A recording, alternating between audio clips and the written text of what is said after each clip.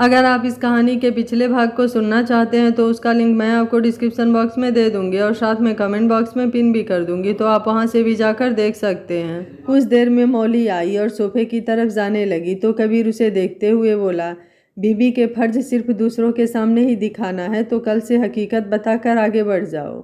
मौली ने उसे देखा तो उसने करवट बदल लिया।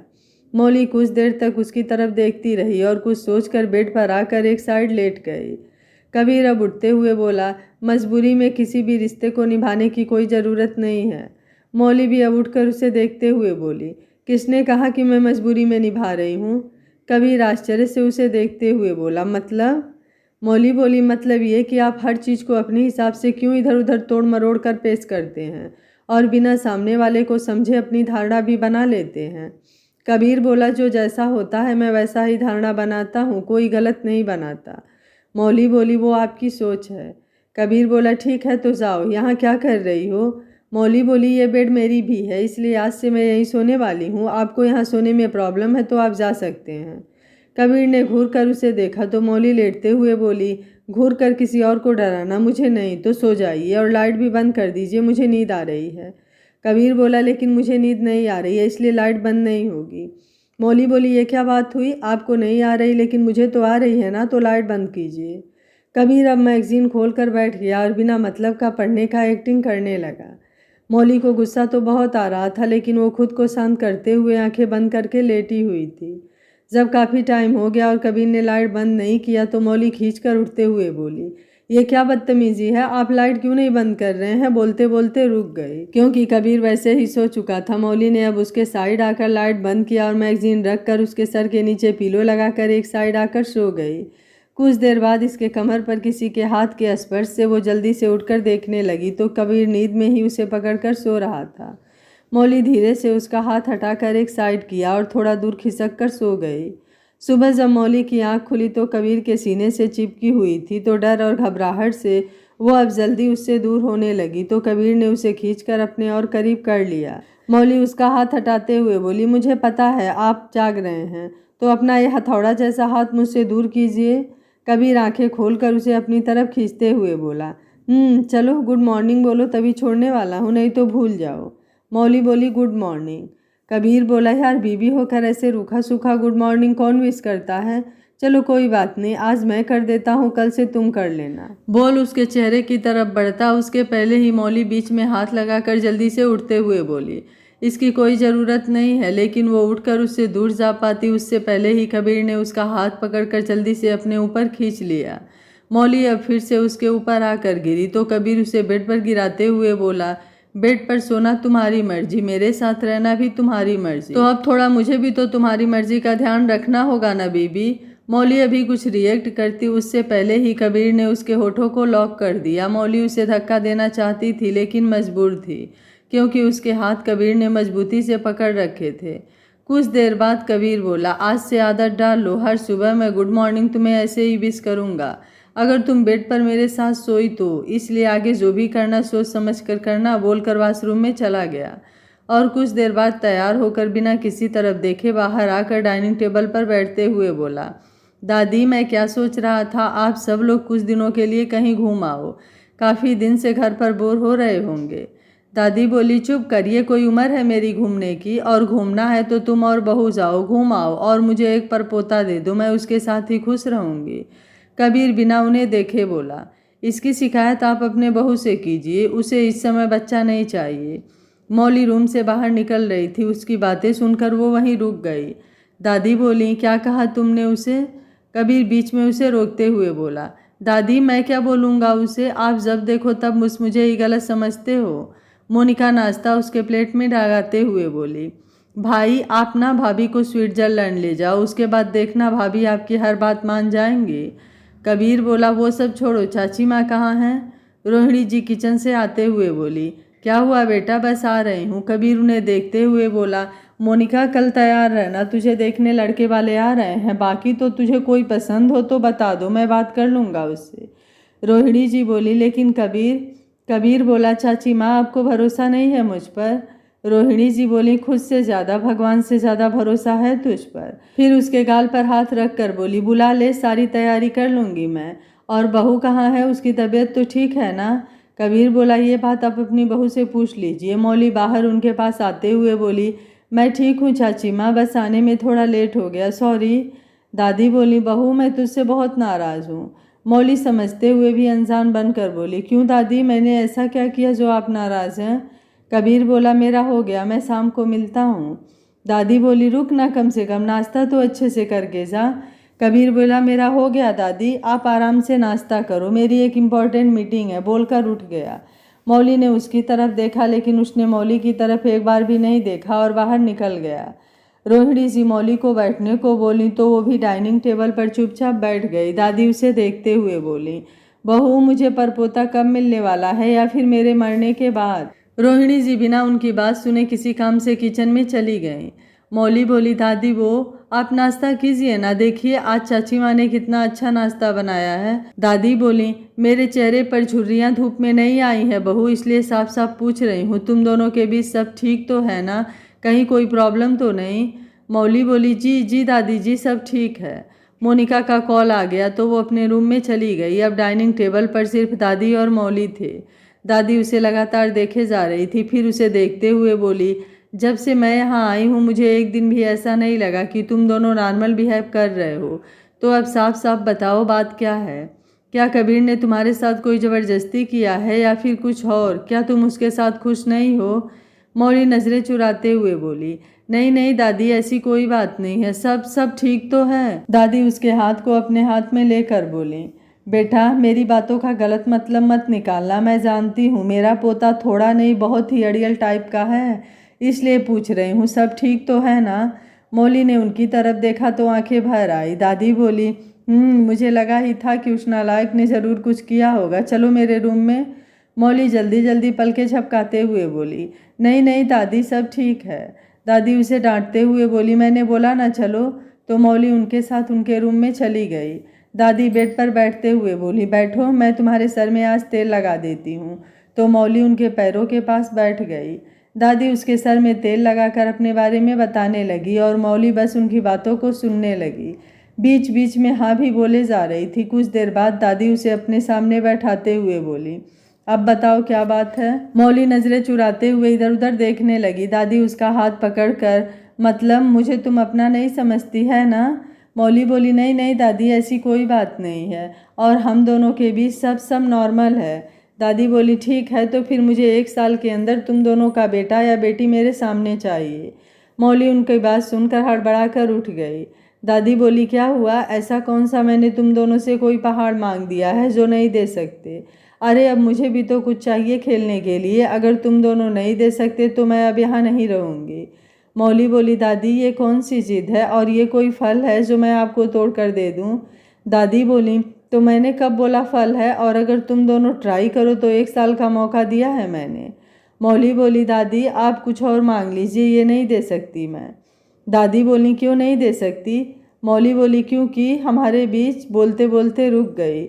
दादी बोली, बोलो अपनी बात पूरी करो, मुझे भी जानना है क्या चल रहा है तुम दोनों के बीच। मौली बोली, दादी सब। दादी बीच में ही उसे टोकते हुए बोली, ये तो मत बोलना कि सब ठीक है। मौली ने उनकी तरफ देखा तो दादी थोड़े गुस्से में बोली, जाओ अब मैं तुम दोनों से साथ में ही बात करूँगी। मौली बोली, लेकिन दादी। दादी बोली, कोई लेकिन वेकिन कुछ नहीं सुनना मुझे, बहुत हो गई तुम दोनों की मनमानी, जाओ और शाम को मिलना। मौली को हार मानकर अपने रूम में जाना पड़ा, लेकिन अभी तो शुरुआत हुआ है, आगे दादी पता नहीं क्या करने वाली हैं। वो अपना और कबीर का सच बताकर जो बहुत मुश्किल से एक परिवार मिला है उसे वो बिल्कुल भी नहीं खोना चाहती थी, लेकिन कबीर के साथ इतनी जल्दी वो सहज भी नहीं हो पा रही थी। ऊपर से आजकल कबीर की हरकतें भी उसको कुछ कम परेशान करके नहीं रखी हुई थी। वो जितना नॉर्मल होने को सोच रही थी वो उतना ही नया सियापा करके रख देता था। कभी एक्सीडेंट तो कभी ड्रिंक करना, कभी डाइवोर्स पेपर, कुल मिलाकर वो पूरी तरह से कंफ्यूज और परेशान थी। मोनिका उसके रूम में आते हुए बोली, भाभी आप खाली हैं तो क्या मेरे साथ शॉपिंग पर चलेंगी?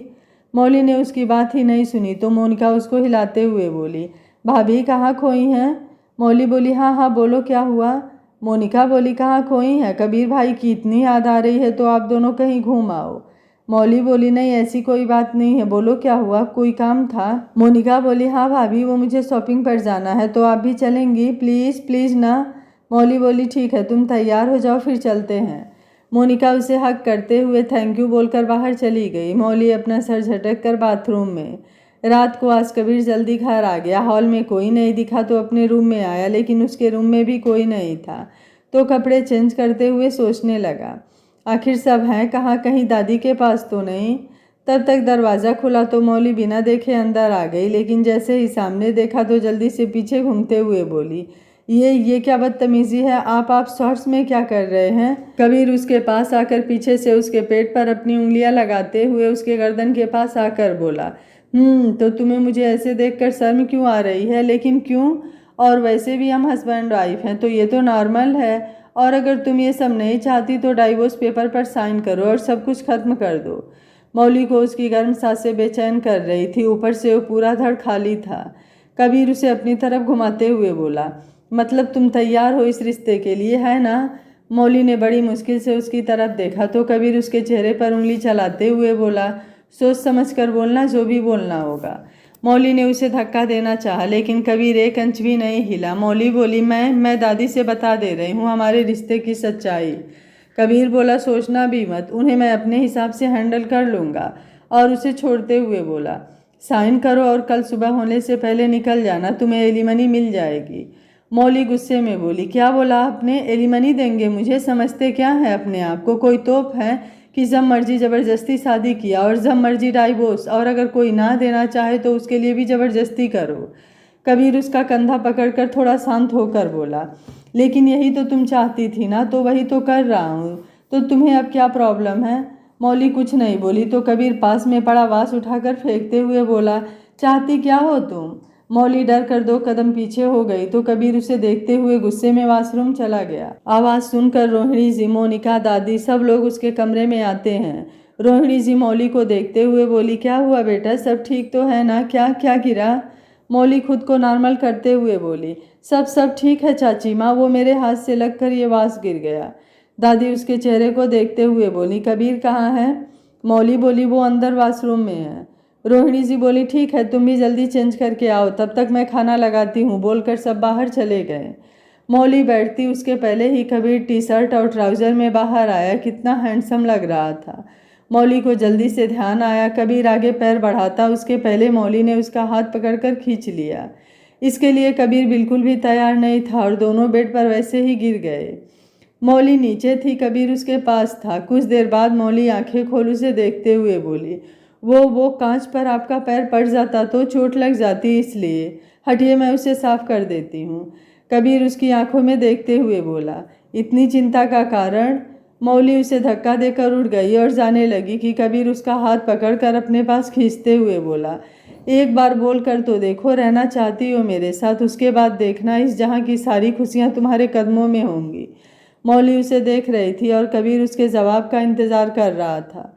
फिर उसके चेहरे को अपने हाथों में लेकर प्यार से बोला, बहुत प्यार करता हूँ तुमसे, लेकिन तुम्हारा दूर रहना अब शायद बर्दाश्त नहीं हो रहा मुझसे, इसलिए या तो तड़पाना छोड़ दो या फिर तड़पने के लिए छोड़ दो, बोलकर बाहर चला गया।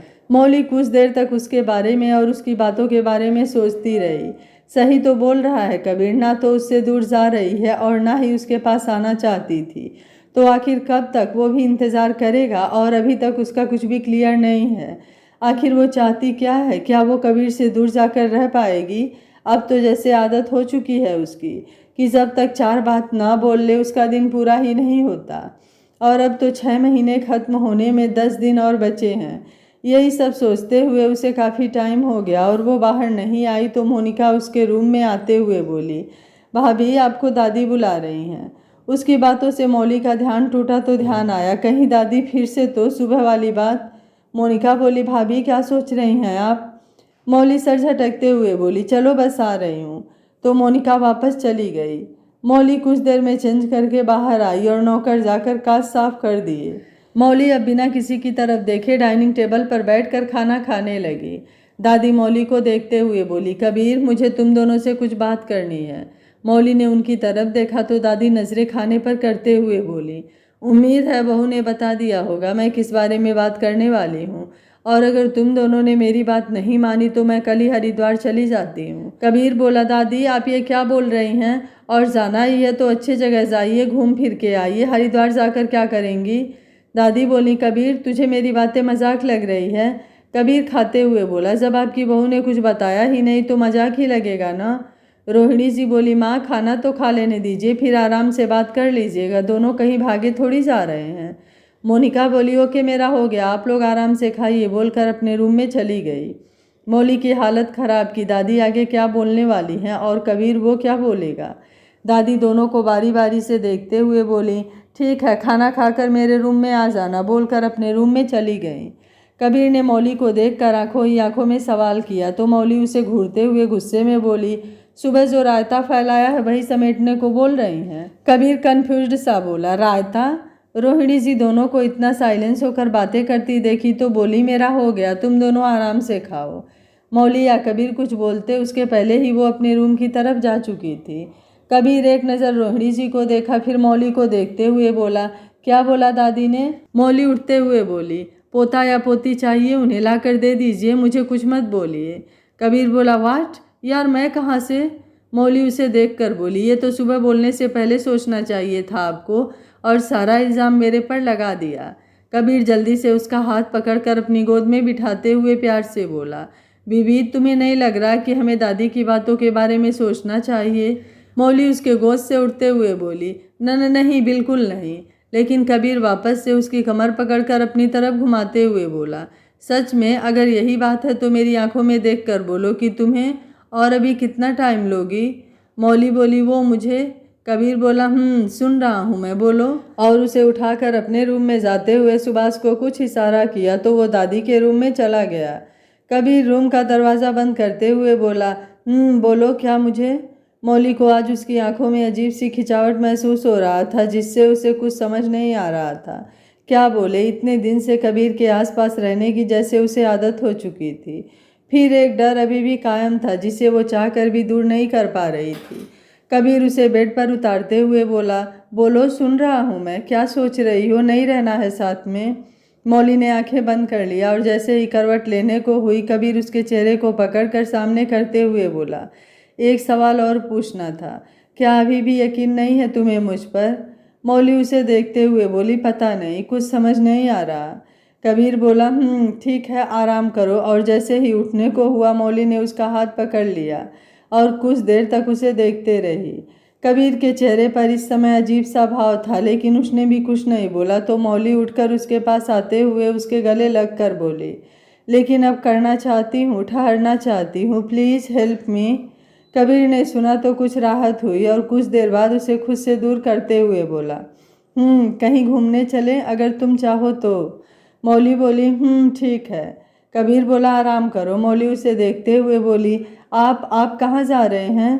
कबीर उसे देखते हुए बोला, बीबी कुछ देर इंतज़ार करो, आ रहा हूँ, दादी से मिलकर। तो मौली ने सर हाँ में हिला दिया। कबीर इसके माथे को चूम कर बोला, यकीन करना, कभी तुम्हारे यकीन को टूटने नहीं दूंगा, बोलकर बाहर चला गया तो मौली ने आंखें बंद कर लिया। 1 घंटे बाद कबीर अपने रूम में आया तो मौली सो चुकी थी। कबीर उसे देखते हुए खुद से बोला, तुम्हारा ट्रस्ट मैंने तोड़ा है तो वापस भी मैं ही लाऊंगा, बस एक बार यकीन कर लो, उसके बाद सच में कभी शिकायत का मौका नहीं दूंगा।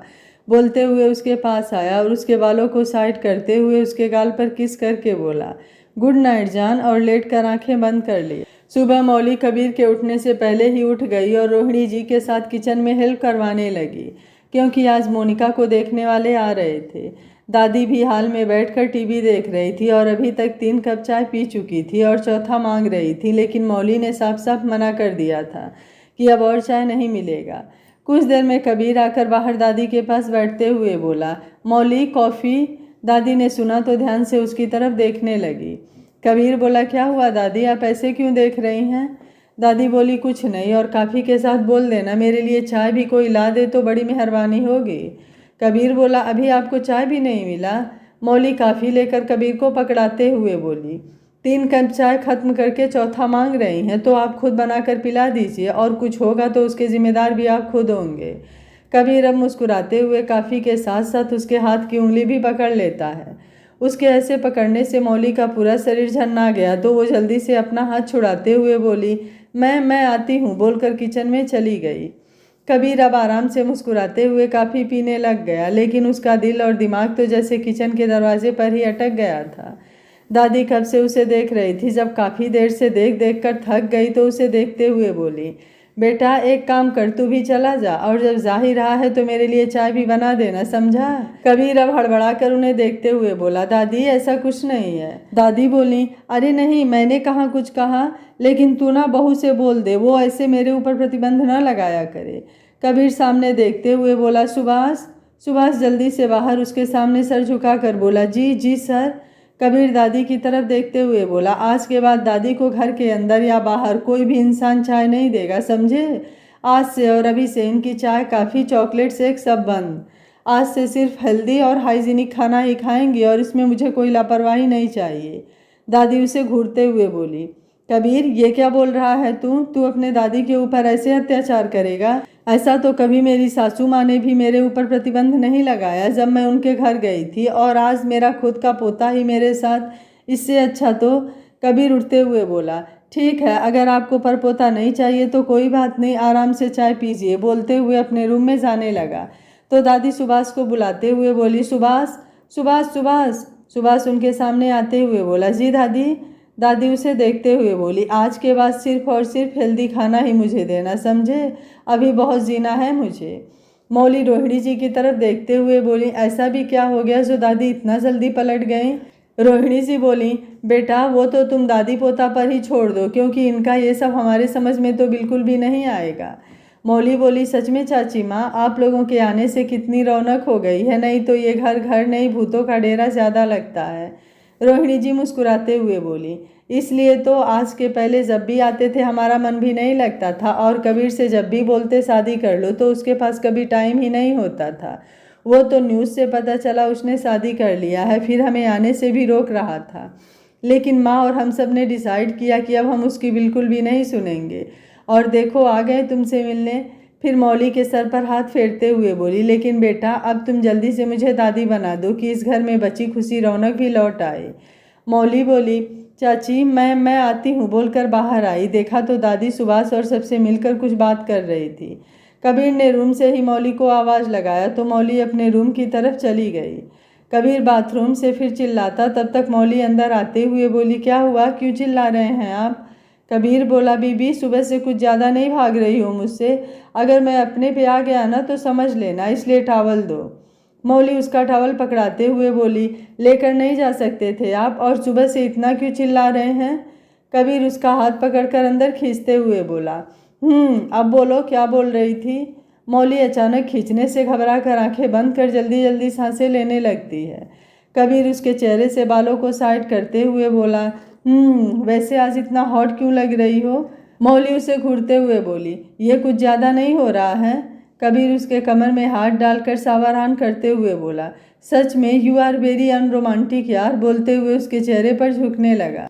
मौली ने उसे दूर करना चाहा, लेकिन कबीर एक झटके में उसे खुद के करीब करते हुए उसके गर्दन को चूम लिया तो मौली की पकड़ अचानक से उस पर कस गई। कबीर उसके कान के पास जाकर बोला, ये गुड मॉर्निंग ना बोलने की पनिशमेंट है, तो कल से कहीं जाने से पहले मुझे मेरी गुड मॉर्निंग चाहिए। बोलते हुए उसके गालों से अपने गालों को टच करते हुए बोला, नहीं तो सज़ा के लिए तैयार रहिएगा, क्योंकि मेरी सज़ा तो ऐसे ही होगी। बोल उसके सर से सर जोड़कर बोला, देखो मेरी तरफ। लेकिन मौली ने आंखें नहीं खोला तो कबीर उसे खुद से दूर करते हुए बोला, चेंज कर लो, मैं बाहर जाता हूँ। और जाने को हुआ कि मौली उसके सीने से लगते हुए बोली, प्लीज़ कुछ देर। कबीर उसे बाहों में भरते हुए प्यार से उसका सर चूम कर बोला, अलमारी के तीसरे राह में जो साड़ी है वही पहनना, आखिर लोगों को पता चलना चाहिए कि कबीर की वाइफ है, और अगर तुम चाहो तो हम मोनिका के साथ फिर से अपनी शादी कर सकते हैं। मौली अब उससे दूर होते हुए बोली, नहीं इसकी कोई ज़रूरत नहीं है, हम साथ रहें, खुश रहें, वही काफ़ी है, इससे ज़्यादा कुछ नहीं चाहिए मुझे आपसे। कबीर उसकी आंखों में देखते हुए बोला, I promise we always happy, बस तुम थोड़ा सा यकीन करना मुझ पर। मौली ने सर हाँ में हिला दिया तो कबीर एक बार फिर से उसके फोरहेड पर किस करके बाहर चला गया। शाम को सब मोनिका को देखने आए। लड़के को मोनिका पसंद थी, दोनों ने एक दूसरे से बात किया और फिर दादी ने सबकी रजामंदी पूछी तो सब ने हाँ कर दिया। फिर क्या, दादी ने अभी शगुन करने को बोला तो सब लोग मान गए। कुछ देर में शगुन हुआ और शादी की डेट 1 महीने बाद की निकाली गई। सब लोग खुशी खुशी अपने घर चले गए तो कबीर मोनिका की चोटी खींचते हुए बोला, चल मोटी, अब ससुराल जाने के लिए तैयार हो जा, और उसके पहले थोड़ी सेवा कर, नहीं तो ससुराल में मेरी नाक कटवा देगी। जा जल्दी दादी, और हम सब के लिए चाय बना ला। क्यों दादी, मैंने सही कहा ना? दादी बोली, नहीं, मुझे तो अपने पोता बहू के हाथ की चाय पीनी है। क्या चाय बनाती है? वैसे चाय तो मैंने कभी अपने बहुओं के हाथ का भी नहीं पिया, जो इसके हाथ में स्वाद है वो कहीं भी नहीं। कबीर चौंकते हुए बोला, सच में? तब तो आज मुझे भी पीनी है, आखिर मेरी बीवी है और आज तक मैंने ही नहीं पिया। मोनिका बोली, भाभी चलिए, इनका यही काम है, और मौली को लेकर किचन में चली गई। कबीर दादी से बात करने में बिजी हो गया। कुछ देर में मौली चाय लेकर 1 कप दादी और बाकी सबको 1-1 कप देकर बैठने को हुई कि कबीर एक सिप लेकर उसे देखते हुए बोला, मेरे चाय में मीठा कम है? मौली बोली, नहीं तो, मैंने तो चेक किया था, सब सही था। कबीर बोला, मतलब मैं झूठ बोल रहा हूँ? तो ठीक है, तुम ही चेक कर लो। बोल चाय उसकी तरफ बढ़ा दिया। मौली बिना किसी की तरफ ध्यान दिए चाय का 1 सिप पीकर कुछ बोलती, उसके पहले ही कबीर उसके हाथ से अपनी चाय लेते हुए बोला, जाने दो, फीकी चाय भी मैं पी लूँगा, और जल्दी से अपने होठों से लगा लिया तो मौली उसे घूरने लगी। बाकी सब भी सब कुछ देखते हुए समझने की कोशिश करने लगे, अभी अभी हुआ क्या है। दादी मुस्कुराते हुए मौली को बैठने को बोली तो वो सबको अपनी तरफ देखता पाकर जल्दी से बोली, वो मैं दूध हाँ, दूध देख कर आती हूँ, बोल किचन की तरफ चली गई। दादी कबीर को देखते हुए बोली, कबीर, ये कौन सा तरीका था उसे परेशान करने का? कबीर दादी के गाल खींचते हुए बोला, उसने भी मुझे बहुत परेशान किया है दादी, तो अब मेरी बारी, बदला तो बनता है ना, और आप तो एंजॉय करो। बोलकर किचन में गया तो मौली वहाँ नहीं थी। फिर कुछ सोचते हुए रूम में गया तो मौली खुद से बड़बड़ाते हुए रूम में टहल रही थी। कबीर पीछे से उसे हक करते हुए बोला, यहाँ अकेले क्या कर रही हो? मौली ने बिना कुछ बोले उसका हाथ हटाना चाहा, लेकिन कबीर 1 इंच भी नहीं हिला तो मौली अब गुस्से में कुछ नहीं बोली। कबीर अब उसके बाल एक साइड करते हुए बोला, कल हम गोवा जा रहे हैं तो तैयार रहना। मौली अभी भी गुस्सा थी तो बोली, मुझे कहीं नहीं जाना, और 1 महीने बाद मोनिका की शादी है और मुझे बहुत सारे काम करने हैं। कबीर उसे अपनी तरफ घुमाते हुए बोला, हम 10 दिन में वापस आकर सारी तैयारी कर लेंगे, तो मुझे ना तो बिल्कुल नहीं सुनना। मौली बोली, लेकिन हम शादी के बाद भी जा सकते हैं ना, इतनी जल्दी? कबीर उसकी आंखों में देखते हुए बोला, तुम्हें सच में नहीं जाना? तो मौली कुछ नहीं बोली। कबीर उसे खुद के करीब करते हुए बोला, इन आंखों में शरारत देखनी है मुझे, ये हर वक्त मुझ पर ठहरे ख्वाहिश है मेरी, क्या तुम? मौली ने नज़र उठाकर उसकी तरफ देखा तो उसकी आंखों में इस समय उसके लिए ढेर सारा प्यार था, जिसे वो अब और नज़रअंदाज तो बिल्कुल नहीं करना चाहती थी। तो उसके सीने से लगते हुए धीरे से बोली, ठीक है, मैं पैकिंग कर लूँगी। कुछ देर बाद कबीर उसके चेहरे को अपने हाथों में भरते हुए शरारत से बोला, वैसे चाय तुम्हारे पीने से सच में मीठी हो गई थी, क्या मिलाया था बता देना, आज के बाद मैं हमेशा तुम्हारे पास ही आ जाऊँगा। मौली उसे धक्का देकर दूर करते हुए बोली, सच में आप ना 1 नंबर के बेशर्म हो चुके हैं। सब क्या सोच रहे होंगे, और दादी तो अलग ही सोच रही होंगी। अब तो बाहर जाने में भी मुझे शर्म आ रही है। कबीर उसके पास आते हुए बोला, कोई कुछ नहीं सोच रहा होगा, और दादी, उनके तो जीने की वजह दे रहा हूँ मैं, तो और उन्हें क्या चाहिए? मौली उससे दूर होते हुए बोली, आप ना दूर रहिए, मुझसे बात मत कीजिए, सबकी तरह मुझे भी अपने बातों में नहीं फंसा सकते हैं। कबीर उसे घूरते हुए बोला, अच्छा, तो तुम्हें लगता है मैं अपनी बातों में सबको फंसाता हूँ? मोनिका दरवाज़ा नॉक करते हुए बोली, भाई, आपको दादी बुला रही हैं। कबीर मौली को देखते हुए धीरे से बोला, तुम्हें तो हजरात को बताता हूँ, और बाहर आकर मोनिका के सर पर तफली मारते हुए बोला, कुछ देर बाद नहीं आ सकती थी? मोनिका सर सहलाते हुए बोली, इसमें मैंने क्या किया, जब दादी आपको बुला रही हैं तो? लेकिन तब तक कबीर चला गया था तो मोनिका अंदर आई और मौली को बेड पर बैठाते हुए उससे अपने और शरद के बारे में बात करने लगी। लेकिन मौली का दिमाग तो कबीर की बातों में ही उलझा हुआ था। वो सोच सोच कर परेशान थी कि कबीर आगे क्या करने वाला है, क्योंकि आजकल वो कब क्या करे शायद उसे ये भी नहीं पता। मोनिका ने उसे खोए हुए देखा तो बोली, भाभी, क्या सोच रही हैं आप? मौली बोली, तुम्हारे भाई के बारे में, कितना बदल गए हैं वो, मैंने तो कभी सोचा भी नहीं था वो ऐसे भी हो सकते हैं। मोनिका हंसते हुए बोली, प्यार इंसान को पागल बना सकता है तो बदलना कौन सा बड़ा काम है, और आपके लिए तो कोई कुछ भी कर सकता है, क्योंकि आप हैं ही इतनी स्वीट। मौली उसे देखने लगी तो मोनिका उसके हाथ को पकड़ते हुए बोली, भाभी, भाई सच में ऐसे नहीं थे, मैंने उन्हें ऐसा कभी नहीं देखा। हमेशा बस ऑफिस ऑफिस और ऑफिस। चिढ़ गुस्से में कुछ भी करने से पहले एक बार नहीं सोचते थे, इसलिए तो हम सब यहाँ कभी नहीं आते थे। लेकिन इस बार हर दिन उनमें बदलाव हर किसी ने महसूस किया है, वो भी सिर्फ आपकी वजह से। थैंक यू सो मच उनकी लाइफ में आने के लिए। मौली खुद से बोली, मैं नहीं आई, वो ज़बरदस्ती लाए हैं। कुछ देर बाद मोनिका उठते हुए बोली, अच्छा मैं चलती हूँ, आप अपना काम कर लीजिए। बोलकर वो बाहर चली गई और मौली बैठकर सोचने लगी, क्या करे, क्या पैक करे, क्या नहीं, कुछ समझ नहीं आ रहा था। दूसरे दिन कबीर के उठने से पहले ही मौली उठ चुकी थी और जैसे ही उसके आरती की आवाज़ कबीर के कानों में गई, कबीर नींद में भी मुस्कुरा दिया और करवट लेते हुए फिर से सो गया। कुछ देर बाद मौली रूम में आते हुए बोली, अभी तक आप सो रहे हैं, उठना नहीं है क्या आपको? बोलते हुए वो बिस्तर सही करने के लिए झुकी कि कबीर उसे अपने ऊपर खींचते हुए बोला, यार हर बात का इतना जल्दी क्यों होता है तुम्हें? कभी कभी लेट उठने में जो मज़ा है उसे फील करके देखो। मौली उसे घूरते हुए उठने को हुई, लेकिन कबीर उसके हाथों को दबाते हुए प्यार से बोला, आज का गुड मॉर्निंग बीबी याद है या फिर भूल गई? मौली उसे धक्का देते हुए बोली, उठकर फ्रेश होइए, दादी और सब लोग बाहर वेट कर रहे हैं और आपको यहाँ यही सब की पड़ी है। क्या सोचेंगी वो? कबीर उसकी तरफ झुकते हुए बोला, कुछ नहीं सोचेंगी वो। और जैसे ही उसके चेहरे की तरफ बढ़ा, मौली अपना चेहरा घुमाते हुए बोली, ज़बरदस्ती है ये। कबीर उसके गाल पर अपने होठ रखते हुए बोला, तुम्हें तो आता नहीं है तो अब मुझे ही ना सब कुछ सिखाना पड़ेगा, तुम्हें आखिर मेरा भी तो कुछ फर्ज बनता है। मौली उसे उठाते हुए बोली, उठिए, दादी वेट कर रही होंगी। कबीर उस पर अपनी पकड़ कसते हुए बोला, कोई वेट नहीं कर रही होंगी, इसलिए या तो तुम अपना काम पूरा करो या फिर ऐसे ही रहो, मुझे तो वैसे भी कोई प्रॉब्लम नहीं है।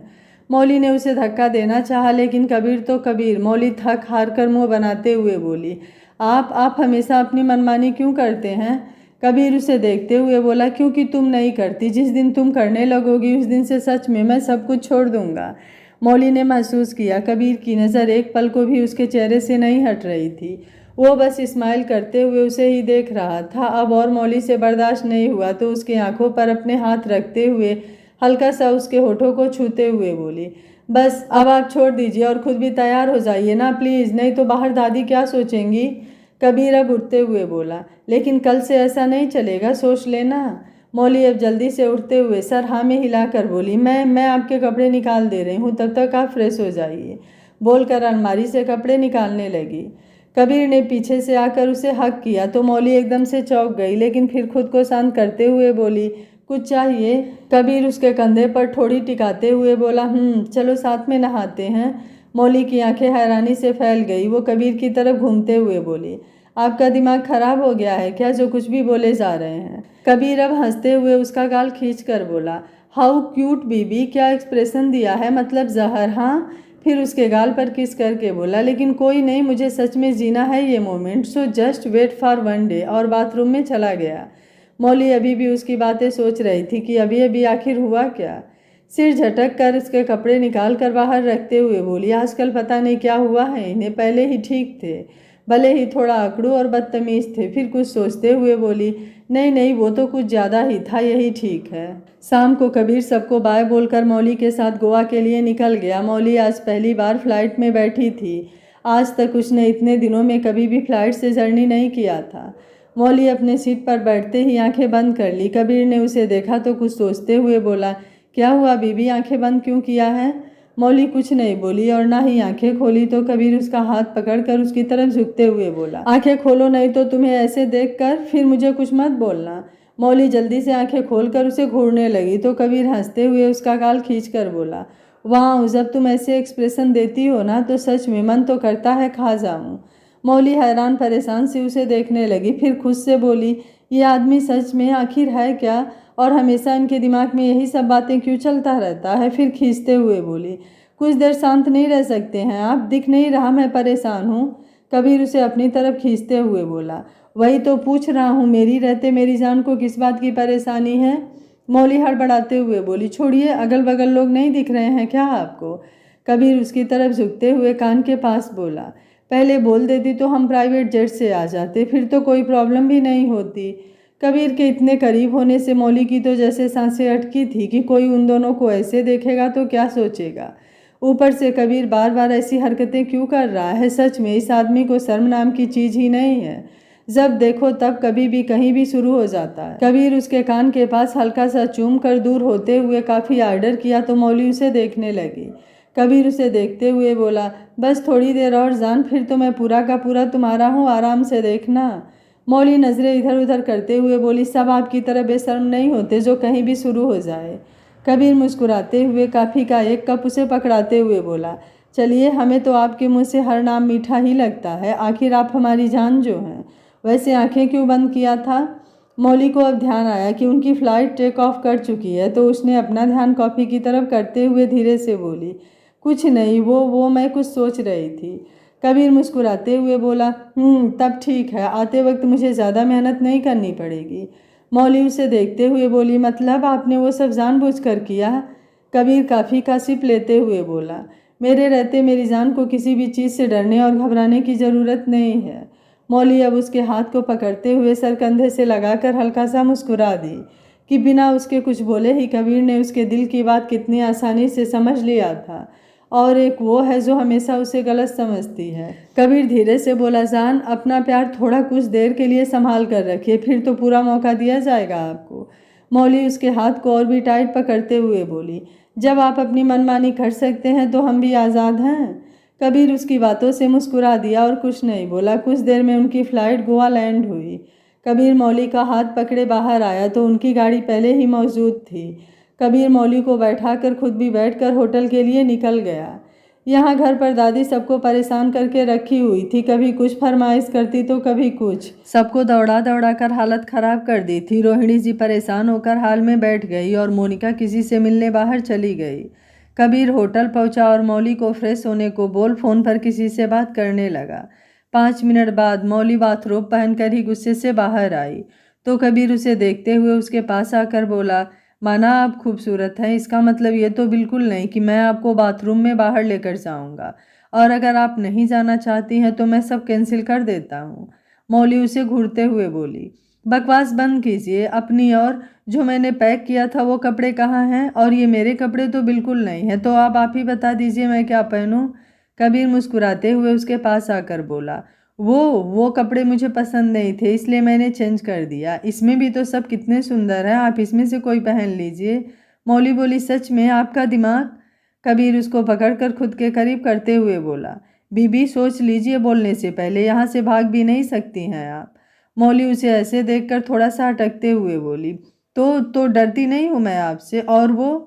कबीर उसके गर्दन से गिरती पानी के बूंदों को होठे से लगाते हुए बोला, यही चाहता हूँ मैं, आप मुझसे आंखें मिलाकर बात किया कीजिए। लेकिन मौली के हलक से अब एक शब्द भी निकलना मुश्किल हो रहा था। कबीर की सांसें उसकी सांसें रोकने के लिए काफ़ी थी। आज ये एहसास कुछ अलग ही दुनिया में ले जा रहा था उसे, इसलिए उसने आंखें बंद कर लिया और सर कबीर के सीने से लगाते हुए खुद को शांत करने लगी। कबीर धीरे से उसके बालों को सहलाते हुए बोला, वैसे मैं क्या बोल रहा हूँ, जाना कैंसिल कर देते हैं। मौली कुछ नहीं बोली तो कुछ देर बाद कबीर उसके चेहरे को हाथों में भरते हुए उसे देखने लगा। चेहरे पर जैसे खून उतर चुका था। घबराहट से उसने आंखें कसकर बंद किया था। कबीर उसके सर को शिद्दत से चूमते हुए बोला, आई लव यू, और अब जल्दी से तैयार हो जाओ, नहीं तो फिर मुझे कुछ मत बोलना। मौली ने धीरे धीरे आंखें खोलकर उसे देखा तो वो उसे ही देख रहा था। मौली अब इधर उधर देखते हुए बोली, वो कपड़े? कबीर बोला, जान, यहाँ सब लोग वैसे ही कपड़े पहनेंगे और मैक्सिमम लोग तो इससे भी कम, तो एक बार ट्राई करो। मौली बोली, लेकिन? कबीर बोला, ठीक है, मेरे बैग में तुम्हारे कुछ जीन्स टॉप रखे हैं, पहन लो। मौली अब गुस्से में उसे धक्का देते हुए बोली, पहले नहीं बोल सकते थे, इतना परेशान करना ज़रूरी था? कबीर बोला, अरे मेरी बात तो। मौली बोली, नहीं सुनना मुझे और मेरे पास भी मत आना। बोलते हुए बैग खोलकर कपड़े निकाल चेंजिंग रूम में चली गई। और कबीर फ्रेश होने बाथरूम में जाते जाते बोला, सच में ये लड़कियों के मूड का कुछ नहीं कहा जा सकता, एक एक मिनट पर चेंज होता है। कुछ देर बाद दोनों गोवा के बीच पर घूम रहे थे। मौसम भी काफ़ी खूबसूरत था, समंदर का नीला नीला पानी और ऊपर से आपका प्यार। आपके साथ हो तो और किसी को क्या चाहिए। मौली पानी में अंदर जाने लगी तो कबीर उसका हाथ पकड़ते हुए बोला, जान, बाहर ही रहो। मौली जिद करते हुए बोली, नहीं, मुझे अंदर जाना है। कबीर उसका हाथ पकड़कर अंदर आया, लेकिन मौली को और अंदर जाने की जिद करने लगी तो कबीर उसके कमर से पकड़कर गोल गोल 2-3 चक्कर लगाकर बोला, अब और अंदर नहीं, चलो मैं यहाँ की फेमस नारियल पानी तुम्हें पिलाता हूँ।